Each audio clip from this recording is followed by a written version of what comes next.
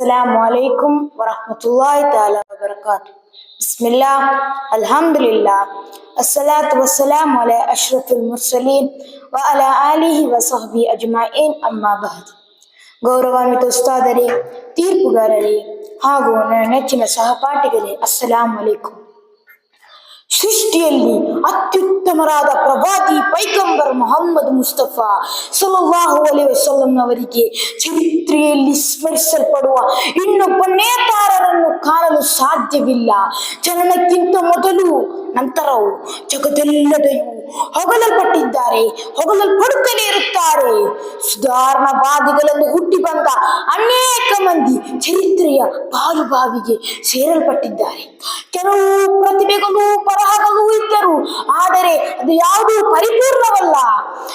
ಆದರೆ ಅದೆಲ್ಲಕ್ಕಿಂತ ವ್ಯತಿರಿಕ್ತವಾಗಿ ಯಾವುದೇ ಪ್ರತಿಭೆ ಇಲ್ಲದೆ 14 ಶತಮಾನಗಳು ಕಳೆದರು.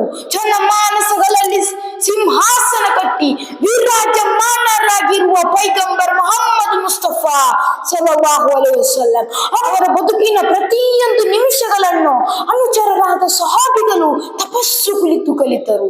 ಅವರ ಊರು, ಯೌವನ, ಬಾಲ್ಯ, ನಡತೆ, ಯುದ್ಧ, ಯಾತ್ರೆ ಹೀಗೆ ಎನಿಸಲು ಸಾಧ್ಯವಾಗದ ಅವರ ಬದುಕಿಗೆ ಸಂಬಂಧಪಟ್ಟ ಸಕಲ ವಿಷಯಗಳು ಸಂಪೂರ್ಣವಾಗಿ ದಾಖಲಿಸಲ್ಪಟ್ಟಿದೆ.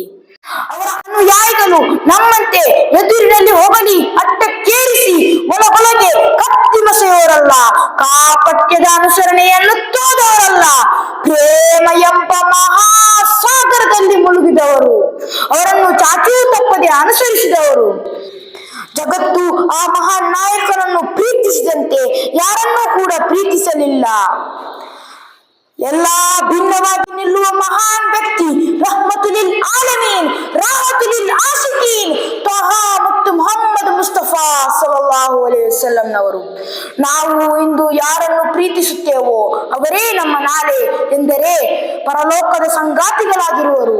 ಅವರೇ ಚಮ್ಮನ ದಿಲ್ ಕೆ ಶೀಕೆ ಲೋಕೆ ಹೇ वो ताज़गी ए इतने प्यारे नाम भी नबी नबी नबी नबी नबी नबी नबी नबी ಮೊಹಮ್ಮದ್ ಮುಸ್ತಫಾ ಸಲ್ಲಲ್ಲಾಹು ಅಲೈಹಿ ವಸಲ್ಲಂ.